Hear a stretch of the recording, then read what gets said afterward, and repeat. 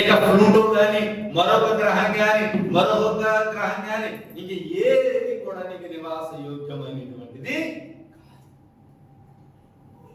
అందుకని మానవునికి దేవుడు ఏదైతే ఇచ్చాడో దానిని బట్టే తృప్తిని కలిగి ఉండాలి. దేవా, ఈ గ్రహాన్ని, ఈ భూమి అనేటువంటి గ్రహాన్ని నువ్వు నివాస యోగ్యంగా ఇచ్చావా, చాలునైనా అనేటువంటి ఒక తృప్తితో నువ్వు ఉండగలిగినప్పుడు ఈ ప్రకృతి విపత్తులు రాకుండా ఆగిపోతాయి. వాస్తవం.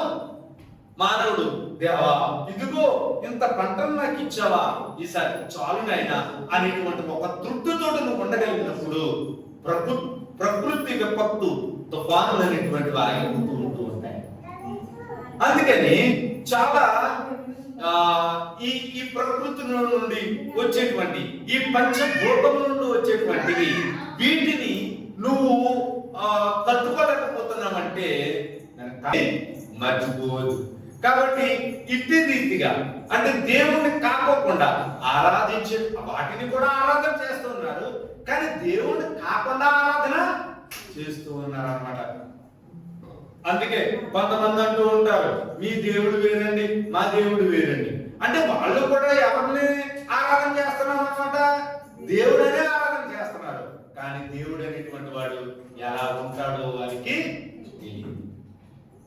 తెలియకుండానే ఆరాధన చేస్తూ ఉన్నారు. అందుకే సమరయ స్త్రీతోటి అక్కడ యేసుక్రీస్తు వారు యోహాను సువార్త 4వ అధ్యాయము సముచుచున్నది, ఆ కాలమందు ఈ పర్వతము మీదనైనను యెరూషలేములోనైనను మీరు తండ్రిని ఆరాధింపరు, నా మాట నమ్ము, మీకు తెలియని దానిని మీరు ఇష్టం వచ్చినట్టుగా మీరు ఆరాధన చేసేసారు. అదే కదా చెప్పాను, ఎవరికి నచ్చినట్టుగా వారు ఆరాధన చేసేసారు.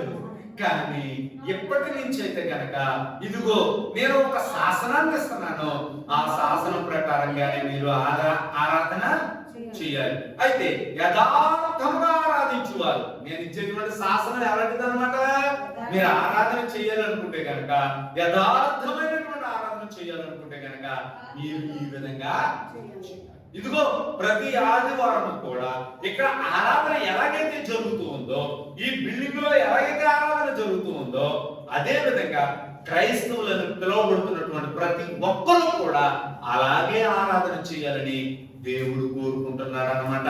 అంటే నువ్వు ఈ బిల్డింగ్ దగ్గరికి వచ్చి నిన్ను ఆరాధన చేయమని అంటే దేవుడు, నువ్వు ఎక్కడైతే ఆరాధన చేస్తూ ఉన్నావో, నువ్వు ఎక్కడైతే ఉండి దేవుని స్తుతిస్తూ ఉంటూ ఉన్నావో, ఆ ఉన్న చోటనే ఖచ్చితంగా ఆత్మతో సత్యంతో నువ్వు ఆరాధన చేయగలగాలి. ఈ విధమైనటువంటి ఆరాధన చేయగలగాలి. మరి ఆరాధన అనేటువంటిది ఎప్పుడు చేయాలి? పాత నిబంధన గ్రంథంలోకి వెళ్తే కనుక ఎప్పుడు పడితే అప్పుడు ఆరాధన చేశారు. శుక్రవారమా ఆరాధన చేశారు, శనివారమా ఆరాధన చేశారు, గురువారమా ఆరాధన చేస్తారు. అలాగే మనుషుడికి ఎప్పుడు నచ్చితే అప్పుడే ఆరాధన చేశాడు. దేవుడు ఆ విధంగానే ఆరాధనను స్వీకరించాడు. ఇక ధర్మశాస్త్ర కాలంలోకి వచ్చేసరికి ఎవరైనా మోషే ద్వారా ఇవ్వబడినటువంటి ఆరాధన మాత్రం ఏ రోజు పడితే ఆ రోజు కాదు, కానీ వారంలో ఒక్క రోజు మాత్రం దేవునికి ఆ నియమ నిబంధనలు పెట్టి ఆ శనివారం రోజున నువ్వు ఆరాధన ఖచ్చితంగా చెయ్యాలి. దాన్ని సబ్బాతు దినముగా దేవుడు ఆశీర్వదించడం జరిగింది. ఇక ధర్మశాస్త్రాన్ని కొంతకాలం పాటించాలని చెప్పారుగా ఈ మానవుడు ధర్మశాస్త్రాన్ని కూడా సరిగా పాటించలేకపోయాడు. ధర్మశాస్త్రం ద్వారా కూడా ఈ దేవుని మాట వినలేకపోయాడు ఈ మానవుడు. అప్పుడు యేసుక్రీస్తు రావడం జరిగింది అనమాట. అప్పుడు యేసుక్రీస్తు వచ్చి యేసుక్రీస్తుని సమరయ స్త్రీని ఇద్దరు కూడా మాట్లాడుకుంటున్నప్పుడు ఇదిగో ఆ సమరయ స్త్రీ ఏమంటుందో తెలుసా? ఆ సమరయ స్త్రీ మాట్లాడుతున్నటువంటి మాట ఏంటన్నట్లయితే, మా పితరులు ఆ పర్వతముల వద్ద ఉండి ఏం చేశారంటో తెలుసా? మా అయ్యా ఇదిగో మా పితరులు ఈ పర్వతమందు ఆరాధించిరి, కానీ ఆరాధింపవలసిన స్థలం యెరూషలేములో ఉన్నదని మీరు చెప్పుదురని ఆయనతో అనగా. అది పర్వతమందు ఎవరు ఆరాధించారట? మా పితరులు ఆరాధించారు. కానీ ఆరాధింపవలసినటువంటి స్థలం చెప్తామని ముందుగానే ప్రవచనాల్లో మేము చదువుకున్నాం. కానీ ఇప్పుడు యేసుక్రీస్తు వారు ఏమంటున్నారా అంటే, యెరూషలేము కాదు, పర్వతాలు కాదు, ఇదిగో ఎక్కడైతే ఇద్దరు ముగ్గురు కూడుకుని జీవఫలములు అర్పిస్తారో ఆ అర్పించిన చోట ఖచ్చితంగా నేను ఉంటానని సెలవిచ్చినటువంటి దేవుడు